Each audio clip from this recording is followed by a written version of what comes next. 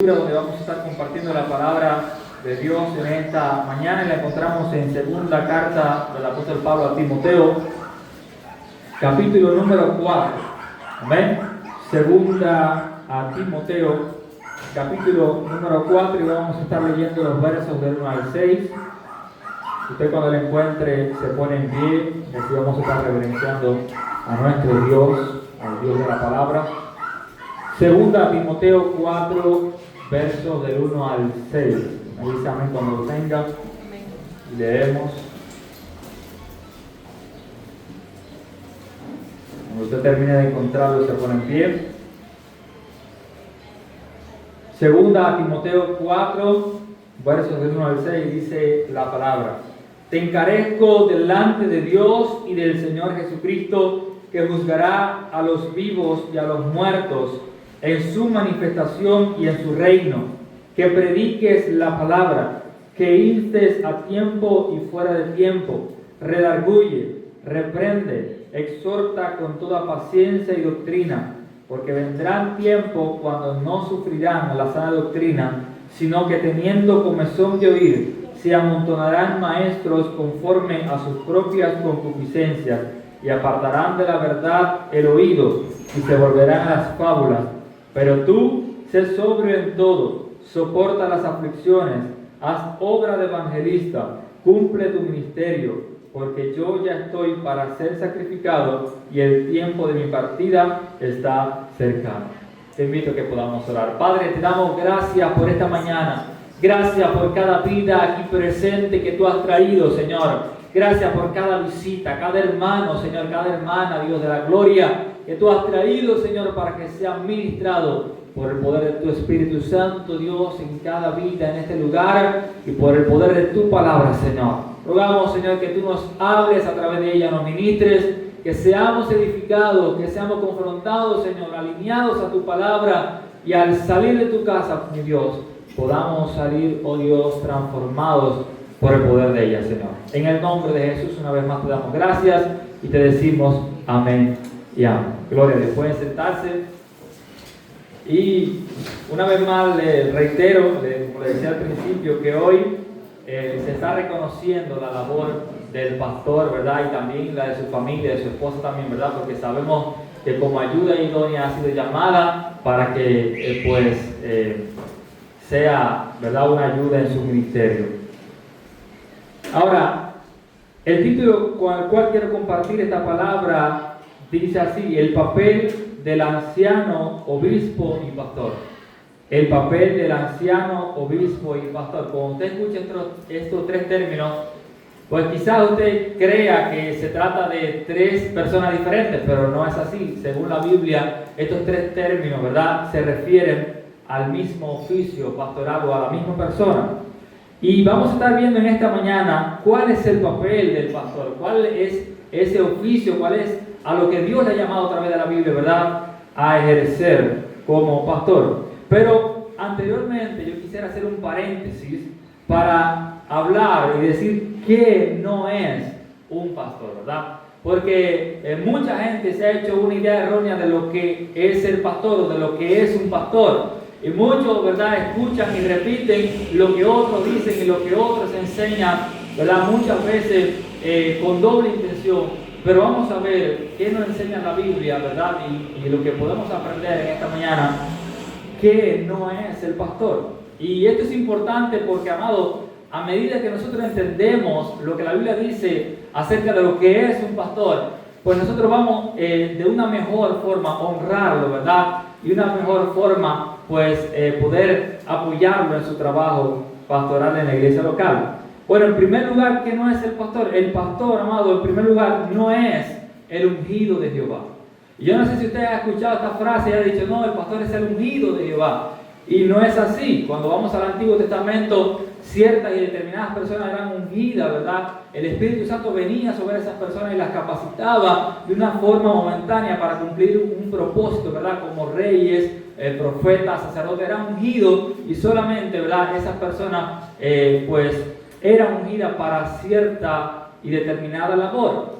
Pero ahora en el Nuevo Testamento no son ciertas y determinadas personas las ungidas de Jehová. Y lo podemos ver en las Escrituras, cómo, ¿verdad?, el Nuevo Testamento, sobre todas las cosas, enseña quién es el ungido de Jehová. Amado, el Nuevo Testamento se llama al ungido de Jehová a Cristo. ¿Te entiende eso? Cristo es el ungido de Jehová. Lo podemos ver en Lucas capítulo 2, a partir del verso 25, cuando dice: y aquí había en Jerusalén un hombre llamado Simeón, y este hombre justo y piadoso esperaba la consolación de Israel, y el Espíritu Santo estaba sobre él. Y le había sido revelado por el Espíritu Santo que no vería la muerte antes que viese al ungido del Señor. Y movido por el Espíritu vino al templo, y cuando los padres del niño Jesús le trajeron al templo para hacer por él conforme al rito de la ley, él le tomó en sus brazos y bendijo a Dios diciendo: ahora, Señor, despide a tu siervo en paz, conforme a tu palabra, porque han visto mis ojos tu salvación. ¿Te entiende eso? Este hombre dijo: Señor, ya mis ojos han visto tu salvación, han visto al ungido, han visto al Mesías, han visto al Cristo de la gloria.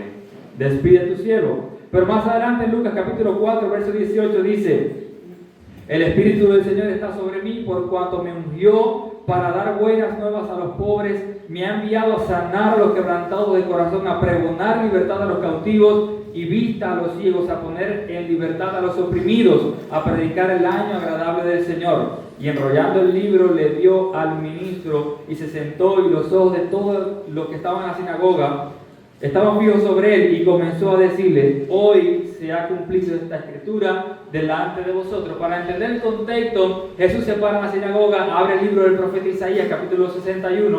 En aquel momento no había capítulo, pero estaba leyendo, ¿verdad?, el libro del profeta Isaías, cuando dice: me ha ungido Jehová para predicar las buenas, ¿verdad? Y cuando lee esta palabra de Isaías, dice Jesús: esta palabra se ha cumplido hoy delante de vosotros. ¿Por qué? Porque el ungido de Jehová estaba ahí, Cristo el Señor delante. Se ha cumplido delante de ustedes esta profecía, esta palabra. Amén. ¿Se entiende esto? Amén. En segundo lugar, amado, el pastor no es el profeta de la iglesia. Cuando decimos esto, muchos entienden que el pastor de una iglesia local es el único que tiene pleno acceso a Dios y una exclusiva relación con Él. Por ejemplo, muchos dicen: pastor, ore por esta situación, y piensan que el pastor es el único que tiene acceso a Dios y es el único que tiene plena comunión con Dios y es como el mediador entre Dios y los hombres. Y esto, amado, está lejos de la verdad. Cuando Hebreo enseña en el capítulo 10, verso 19 en adelante, y dice: así que, hermanos, teniendo libertad para entrar al lugar santísimo por la sangre de Jesucristo, por el camino nuevo y vivo que Él nos abrió a través del velo, esto es su carne, y teniendo un gran sacerdote sobre la casa de Dios, acerquémonos con corazón sincero, en plena certidumbre de fe, purificados los corazones de mala conciencia y lavados los cuerpos con agua pura. El autor de Hebreos está enseñando, amado, que ya no hay un mediador entre Dios y los hombres, porque Cristo es el mediador, ¿verdad? Y por su carne, por su sacrificio, ahora usted y yo tenemos libre entrada y acceso a Dios. Ya nosotros podemos, por el Espíritu Santo, orar directamente al Padre. Ya no hay intermediario, ya no hay intercesor. Muchos piensan que el pastor es el único que tiene plena revelación de Dios, y no es así, porque como veíamos en el estudio, ¿verdad?, de la confesión, ¿verdad?, la Escritura ha sido revelada para que usted y yo seamos edificados también por ella. Amén. Entonces, en tercer lugar, el pastor no es la cabeza de la iglesia. También muchas ocasiones, ¿verdad?, escuchamos esta frase: el pastor es la cabeza de la iglesia, y no es así. Algunos asumen con toda seguridad que el pastor es la cabeza de la iglesia en el sentido de que tiene pleno gobierno sobre la misma. Esta enseñanza proviene de la Iglesia Católica Apostólica Romana, donde dice y enseña que el Papa es la suprema autoridad en la iglesia, incluso por encima de las Escrituras, diciendo que lo que diga el Papa es ley y hay que obedecerlo. Y muchas veces, amado, esta idea también viene a la iglesia en referente a que lo que diga el pastor es ley, porque el pastor es la cabeza de la iglesia, y tenemos que tener mucho cuidado con eso. A la luz de las Escrituras vamos a ver cuál es el trabajo pastoral y el oficio pastoral, pero primero era necesario aclarar estos tres puntos principales. Efesios 1:20 dice: la cual operó en Cristo, resucitándole de los muertos y sentándole a su diestra en los lugares celestiales, sobre todo principado y autoridad y poder y señorío, sobre todo nombre que se nombra, no solo en este siglo, sino también en el venidero, y sometió todas las cosas bajo sus pies, y lo dio por cabeza sobre todas las cosas a la iglesia, la cual es su cuerpo, la plenitud de aquel que todo lo llena en todos. Efesios 4, 15 y 16 dice: sino que siguiendo la verdad en amor, crezcamos en todo aquel que es la cabeza, esto es Cristo, de quien todo el cuerpo, bien concentrado y unido entre sí por todas las coyunturas, que se ayudan mutuamente, según la actividad propia de cada miembro, recibe su crecimiento para ir edificándose en amor. Efesios 5, 23 dice: porque el marido es cabeza de la mujer, así como Cristo es cabeza de la iglesia, la cual es su cuerpo y Él es su Salvador. Así que como la iglesia está sujeta a Cristo, así también las casadas lo estén a sus maridos en todo. Colosenses 1:17 dice: y Él es antes de todas las cosas, y todas las cosas en Él subsisten, hablando de Cristo. Dice el verso 18: y Él es la cabeza del cuerpo, que es la iglesia, Él que es el principio, el primogénito entre los muertos, para que en todo tenga la preeminencia. ¿Hay alguna duda acerca de esto? Cristo gobierna su iglesia. Cristo es la cabeza de la iglesia y la iglesia es su cuerpo. ¿Te dice amén a eso? Ahora, ¿qué es el oficio de anciano, de pastor, de obispo? ¿Qué significa esto? Bueno, el oficio de anciano es dado en las Escrituras para proveer alimento bíblico para un correcto crecimiento espiritual y protección a la iglesia. Los ancianos han de pastorear el rebaño de Jesucristo por medio del fiel ministerio de la palabra y han de liderar mediante un ejemplo piadoso. Comprende la guía, protección, enseñanza, disciplina y gobierno de la iglesia. Amén. Ahora vamos a desglosar un poco este concepto que ahora parece un poco abstracto, pero vamos a ver a la luz de las Escrituras cada uno de estos puntos. Cuando Jesús establece la iglesia, ¿verdad? En la iglesia naciente, la iglesia primitiva, ¿verdad? Asignó a sus 12 apóstoles para que enseñaran su palabra y sentar las bases de la doctrina y de la fe cristiana. Por eso es que dice la Escritura que la iglesia está bajo el fundamento de profetas y apóstoles, porque los apóstoles fueron comisionados, ¿verdad?, para sentar la base doctrinal y la fe cristiana. Y por medio de esa enseñanza, guiar y gobernar a su iglesia. Conforme a la era apostólica se acercaba a su final, los apóstoles, y Pablo en particular, tomaron pasos deliberados para levantar una nueva generación de líderes en la iglesia post-apostólica. Así como Cristo, ¿verdad?, en su ministerio terrenal, en algún momento Él iba a partir, ¿verdad?, hacia la presencia del Padre. Así mismo los apóstoles, ¿verdad?, en algún momento iban a desaparecer, iban a morir. Pero ellos entendían que debía levantarse un liderazgo para que siguiera guiando la iglesia de Cristo. Y es ahí cuando los apóstoles se enfocan, ¿verdad?, y se empeñan en levantar este liderazgo de ancianos en las iglesias. Y lo vemos en Hechos capítulo 14, verso 23, cuando dice: y constituyeron ancianos en cada iglesia, y habiendo orado con ayunos, los encomendaron al Señor en quien habían creído. Pablo, ¿verdad?, iba predicando por muchas aldeas, por muchos lugares, y aquí en este contexto fueron a Listra, a Iconio y a muchas otras ciudades como Derbe y demás. Y dice que allí en aquellas iglesias, en aquellos lugares que levantaron iglesias, dice que constituyeron ancianos en cada una de esas iglesias. Ahora, hombres como Timoteo y Tito, entre otros, fueron en los que los apóstoles invirtieron para reproducir el liderazgo en la grey del Señor. En Éfeso instruyó específicamente a Timoteo para que invirtiera en líderes que fueran a su vez capaces de invertir en otros.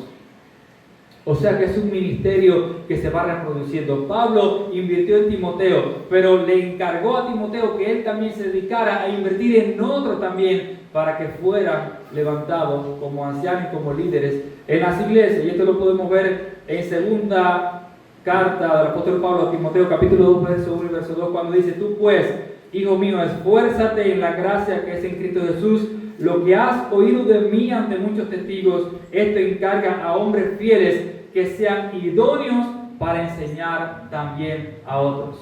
Se dan cuenta que es un ministerio que se va reproduciendo, ¿verdad? Que se va enseñando de generación en generación. Dice Pablo, lo que tú oíste en mí ante muchos testigos, esto también encarga a otros hombres fieles también, pero con un rasgo distintivo. Y dice que sean idóneos, dice la Escritura, para enseñar también a otros. Y es aquí cuando encontramos el primer punto o la primera función de un pastor, y es proveer alimento bíblico para un correcto crecimiento espiritual de la iglesia del Señor.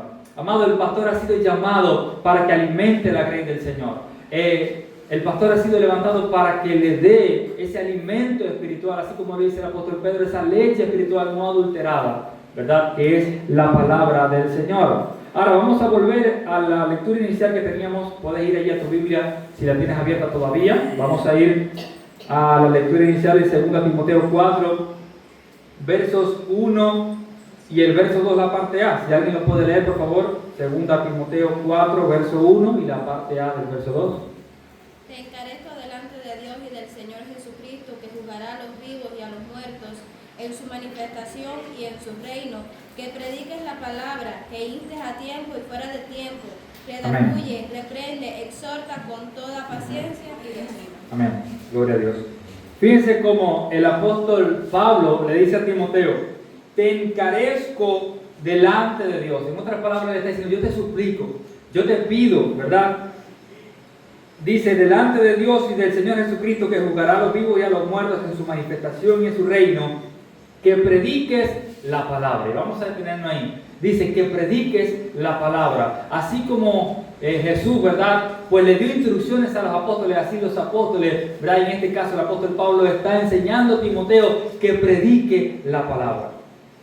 Y recuerdo cuando escuchaba al pastor Sujel Michelén en una de sus prédicas, hablando acerca de este mismo tema, él decía, bueno, ¿qué es predicar la palabra? ¿Qué es predicar la palabra? Y él decía, atento a la iglesia porque voy a decir algo profundo teológicamente. Predicar la palabra es predicar la palabra. Y muchos empezaron a reír y decían, sí hermano, predicar la palabra es así como usted escucha, es predicar la palabra fielmente como ha sido revelada. Es ese deseo ferviente de predicar la sana doctrina de acuerdo conforme nos ha sido revelada. Amén. Por eso el apóstol Pablo dice a Timoteo, yo te encarezco que prediques la palabra. Y ese es el llamado que Dios le ha hecho al ministerio pastoral, a que pueda predicar la palabra, la sana doctrina que ha sido revelada. Dice más adelante, que instes a tiempo y fuera de tiempo. Ahora, ¿qué significa instes? Significa repetir la súplica o petición o insistir en ella con ahínco. Es esa repetición con ahínco, es esa repetición con énfasis, ¿verdad? Que se hace en algo. Bueno, pues así mismo le está diciendo Pablo a Timoteo, instes, que la palabra tú la repitas con ahínco, ¿verdad? Con esa intensidad que ella merece, ¿verdad? Y luego dice, a tiempo y fuera de tiempo. ¿Qué significa esto? A tiempo y fuera de tiempo, esta frase. Bueno, eso significa que debes estar listo en todo momento, incluso si es un momento inesperado o inconveniente para ti. Yo no sé si el pastor ha pasado en alguna ocasión que ha venido alguien rápido, pastor, yo necesito que usted vaya, que le predique el evangelio a una persona que peligra su vida, o yo necesito que usted vaya y le predique el evangelio a mi familia, y esto dice la Escritura, y acá lo que significa tiempo y fuera de tiempo es que debes estar preparado para que en cualquier momento, ¿verdad? Pues predique la palabra. En todo tiempo, en todo momento, el pastor debe estar listo para predicar la palabra fielmente y para enseñarla. Y dice más adelante, ahí en el mismo texto, en el versículo 2, redarguye. Ahora, ¿qué significa esta palabra redarguye? Porque yo llevo mucho tiempo escuchando esta palabra redarguye y quiero ser sincero, ayer me enteré del significado. ¿Qué significa redarguye? Yo creo que pocos acá pueden quizás dar una acertada respuesta. Bueno, pues es interesante esta palabra redarguir, significa convertir el argumento contra quien lo hace, significa revertir, significa refutar, significa reprender. Se compone de re y arguere, esta palabra en latín, que significa desmontar, acusar o culpar. En otra palabra, lo que Pablo le está diciendo a Timoteo, le está diciendo, mira, a través de la sana doctrina, a través de las escrituras, a través de lo que se te ha sido enseñado y revelado, tú debes de revertir todos esos argumentos que se están levantando, ¿verdad? Tú debes reprender todos esos argumentos que se están levantando, tú debes de desmontar todas esas falsas enseñanzas que se levantan, ¿verdad? No solamente de Cristo, sino de toda la doctrina bíblica. Eso es lo que significa redarguir. Segundo Timoteo 3:16, un pasaje que todos conocemos, y el verso 17 también, y dice: toda la escritura es inspirada por Dios y útil para enseñar, para redarguir. Ahí está el significado. La palabra es útil para que nosotros, ¿verdad?, podamos refutar y desmontar toda falsa enseñanza que se quiera levantar en contra del conocimiento de Dios. Lo vamos a ver más adelante también. Dice: para corregir, para instruir en justicia. Y redarguir, como le decía, implica refutar un argumento. Segundo a los Corintios 10:4 dice la palabra: porque las armas de nuestra milicia no son carnales, sino poderosas en Dios para la destrucción de fortalezas, derribando argumentos y todo altivez que se levante contra el conocimiento de Dios y llevando cautivo todo pensamiento a la obediencia a Cristo. ¿Usted escuchó eso? ¿Usted entendió eso? Amado, alguien dijo en una ocasión: la mayor batalla espiritual o la mayor guerra espiritual de la iglesia no es con demonios, sino contra las falsas doctrinas, sino contra las falsas enseñanzas. Y estas falsas enseñanzas estaban pues creciendo en la era apostólica, en la naciente iglesia del primer siglo. Estaba tomando fuerza, era como una bola de nieve que iba creciendo, y por eso los apóstoles se ven pues en la necesidad de advertirle a aquellos que ellos estaban enseñando. Y por eso pues deja por sentada esta necesidad, ¿verdad?, de refutar y de rebatir todos estos argumentos que se levantan en contra de la palabra de Dios. Primera Timoteo capítulo 3, verso 1 y 2 dice: palabra fiel, si alguno anhela obispado, buena obra desea. O sea, si alguno desea ser pastor, si alguno anhela ser pastor, dice que es una obra buena, es una obra, ¿verdad?, honorable delante del Señor, que es el que llama. Dice el verso 2: pero es necesario que el obispo sea irreprensible, marido de una sola mujer, sobrio, prudente, decoroso, hospedador, y termina diciendo apto para enseñar. El que ha sido llamado al ministerio pastoral debe ser alguien que sea apto para enseñar. Como usted ve en Efesios capítulo 4, verso 11, cuando habla acerca de los ministerios y termina diciendo pastores y maestros, muchos lo dividen y creen que en la iglesia están los pastores y están los maestros, pero en el original, pastores y maestros es la misma frase, enseñando que el pastor debe tener el don de enseñar. El pastor debe tener el don de enseñar la palabra de Dios. Dice Tito capítulo 1, verso 9: retenedor de la palabra fiel, tal como ha sido enseñado. Fíjense lo que Pablo le dice a Timoteo, otro hijo en la fe, como Pablo le llama, ¿verdad? Dice retenedor de la palabra fiel, tal como ha sido enseñada, para que también pueda exhortar con sana enseñanza y convencer a los que contradicen, ¿verdad? Es muy importante, ¿verdad?, que el pastor sea apto para enseñar y que sea celoso con la sana doctrina. Segunda función del pastor, o el segundo llamado, ¿verdad?, en el ministerio pastoral, y es practica la disciplina bíblica. El pastor practica la disciplina bíblica. Muchos hoy dicen: bueno, a mí el pastor no me puede disciplinar porque el pastor es un pecador igual que yo y todos fallamos y todos cometemos pecado y nadie puede juzgar a nadie. Bueno, déjame decirte que el pastor sí puede. Y no solamente puede, debe hacerlo, porque Dios va a demandar de la mano del pastor de aquellos que se han apartado de la verdad o aquellos que están todavía viviendo en el pecado y no han sido corregidos, pero corregidos por la palabra de Dios, ¿verdad? Ahora, si vamos a la lectura inicial, en 2 Timoteo capítulo 4, verso 2, la parte B, cuando dice redarguye, dice reprende. ¿Qué dice la Escritura? Reprende. Pablo le está diciendo a Timoteo: mira, tú debes de reprender a aquellos que están todavía viviendo en el pecado, ¿verdad? Todavía practicando el pecado. Ahora, reprende significa corregir o amonestar a alguien por sus acciones o palabras. La reprensión es un medio de restauración y no de castigo, de edificación y no de destrucción. Debe hacerse con humildad, amor y cuidado. Por eso es que el pastor tiene el llamado, ¿verdad?, de cuando una oveja está en pecado o está haciendo lo desagradable delante de Dios, tiene toda la autoridad y plena autoridad otorgada para reprender, para corregir. Y aquí es donde se pone de manifiesto la disciplina del Señor.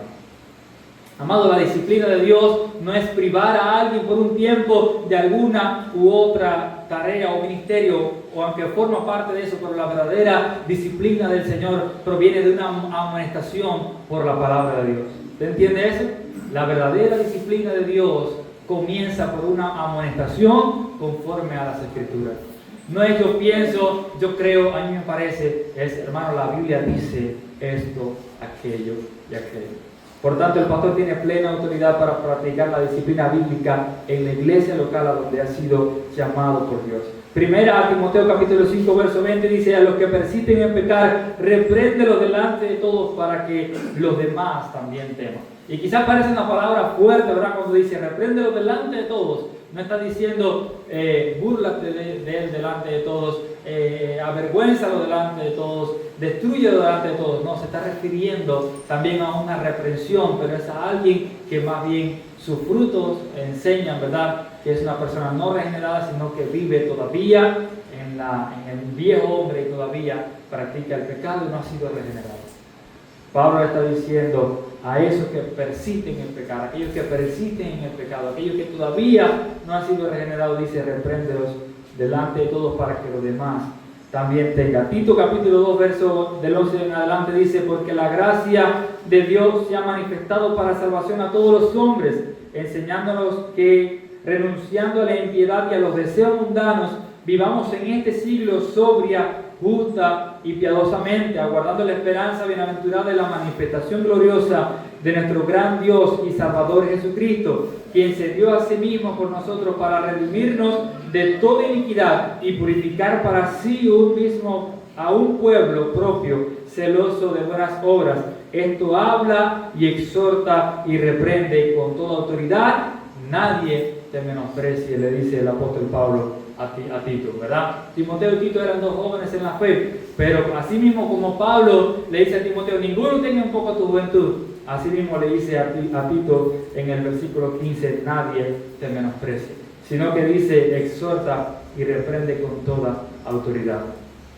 Como le decía, el pastor tiene toda plena autoridad para reprender, para corregir a través de la Escritura a alguien, ¿verdad?, que todavía está en pecado. Segunda a Timoteo capítulo 4, verso 2, la parte B, como le decía, dice: exhorta con toda paciencia y doctrina. Ahora, esa disciplina, esa amonestación debe ir acompañado con una palabra de exhortación.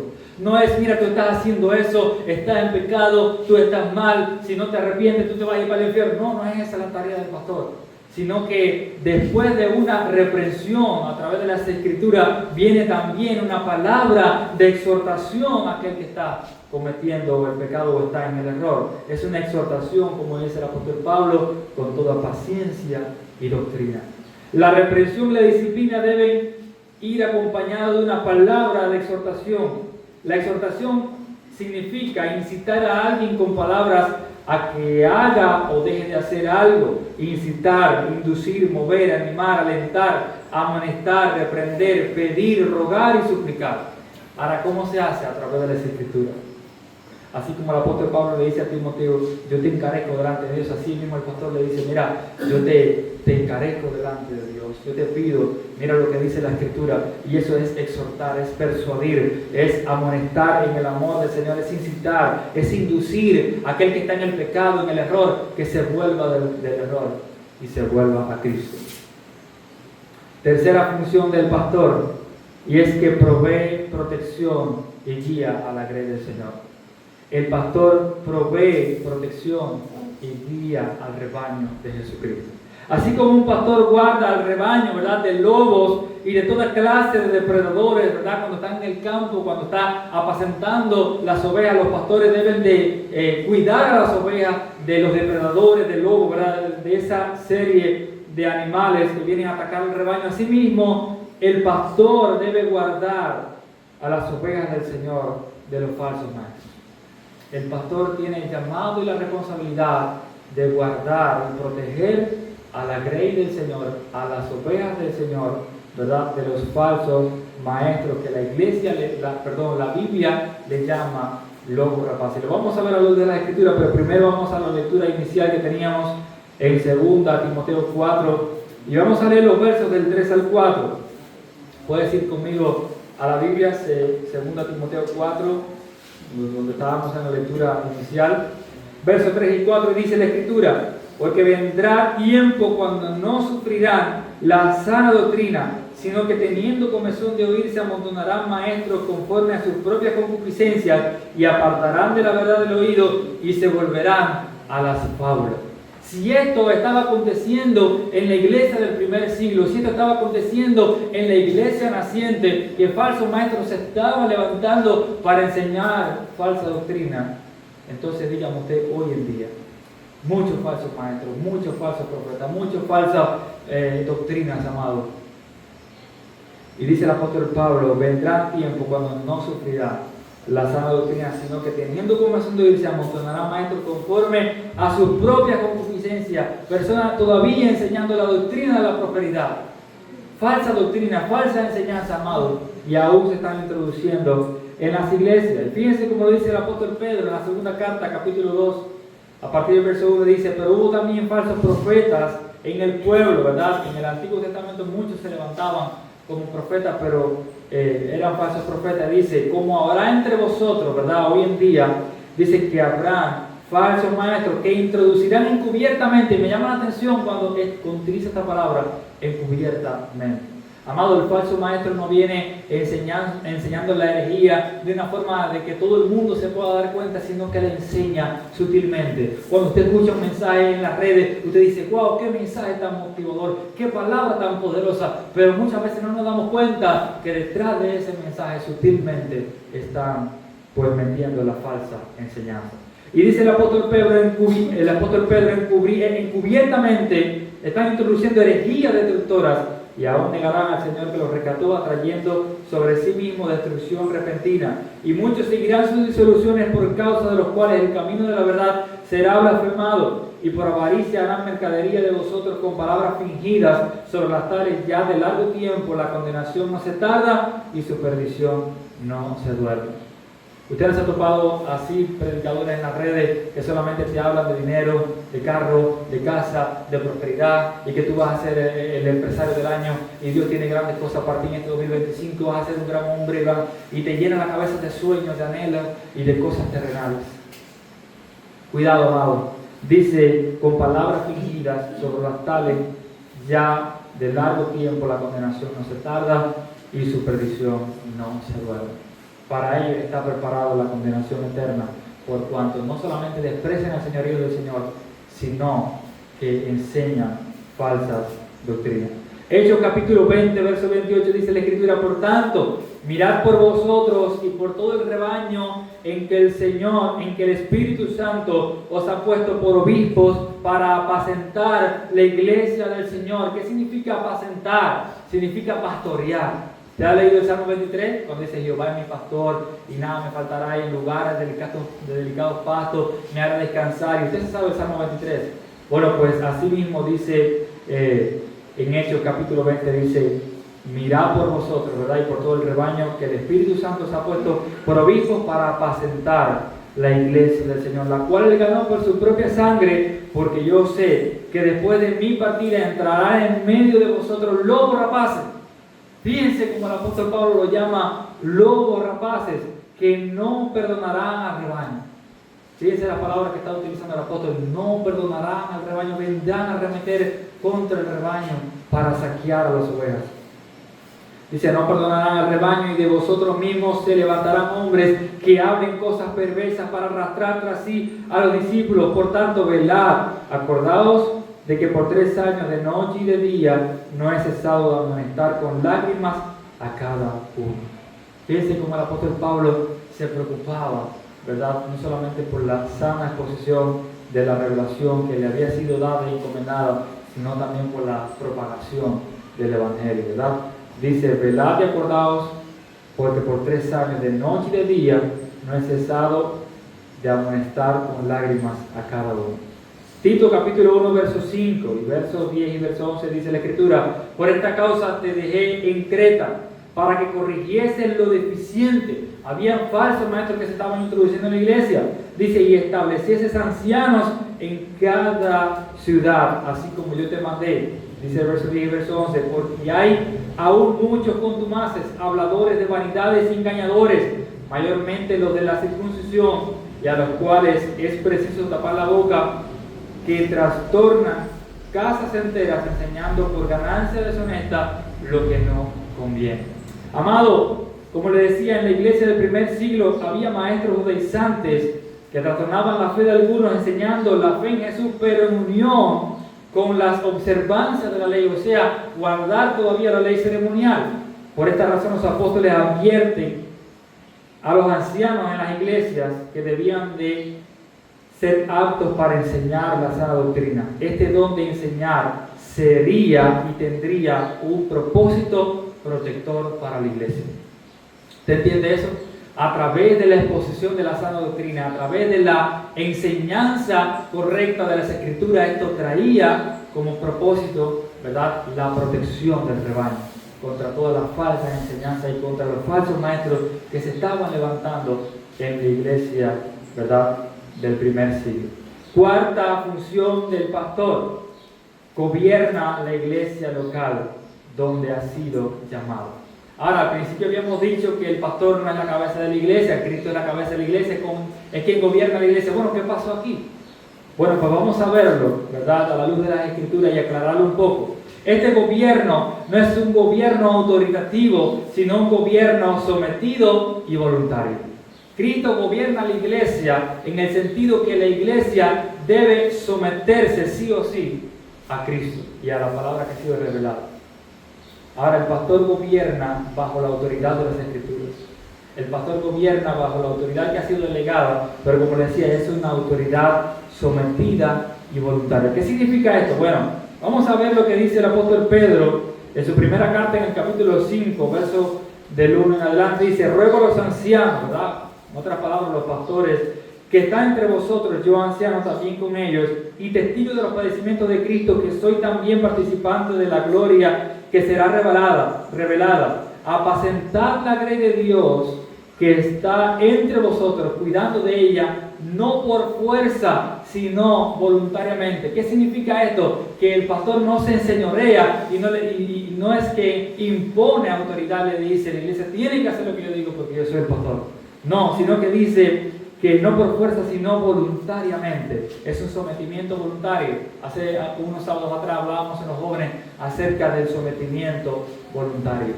Y este sometimiento al ministerio pastoral también es un sometimiento voluntario. Y sigue diciendo el apóstol Pedro, dice, sino con ánimo pronto, no como teniendo señorío sobre los que están a vuestro cuidado, sino siendo ejemplos de la grey. Y cuando aparezca el príncipe de los pastores, vosotros recibiréis la corona incorruptible de gloria. Aleluya. Ahora, ¿cómo el pastor se gana, verdad, ese sometimiento voluntario? Bueno, pues dando buen testimonio. El pastor no puede decir que la iglesia debe orar si el pastor no ora. El pastor no puede decir que la iglesia predique si el pastor no predica. El pastor no le puede decir a los padres de familia que deben de gobernar bien su casa si el pastor primero no gobierna bien su casa. ¿Usted entiende eso? ¿Cómo el pastor gobierna? Bueno, primero con su testimonio. Y damos gracias a Dios por el testimonio de hombres fieles, ¿verdad?, que Dios ha levantado para que gobiernen con su ejemplo y de una forma voluntaria a la grey del Señor. Y dice Hebreos capítulo 13, verso 17, obedeced a vuestros pastores y sujetaos a ellos. O sea, el autor de Hebreos está señalando y está diciendo que la iglesia sí debe de sujetarse a los pastores. Dice, sujetaos a ellos porque ellos velan por vuestras almas como quien han de dar cuenta, para que lo que hagan con alegría y no quejándose, porque esto no es provechoso delante del Señor. ¿Usted entiende eso? Dice la Escritura que nosotros nos sujetamos a los pastores. ¿Por qué? Porque el pastor vela por el rebaño. El pastor vela por vuestras almas. El pastor, cuando todos estamos durmiendo, el pastor está orando. Cuando todos estamos durmiendo, el pastor está preparando un alimento espiritual para traerlo a su iglesia. Cuando muchos de nosotros andamos en nuestra carrera, en en nuestro diario vivir, ¿verdad? Bueno, pues el pastor se está preparando para cuando alguien venga, ¿verdad?, a pedir consejería, el pastor le dé una consejería sabia. Por eso debemos de sujetarnos a los pastores, amados. Lo que muchos ignoran del ministerio pastoral.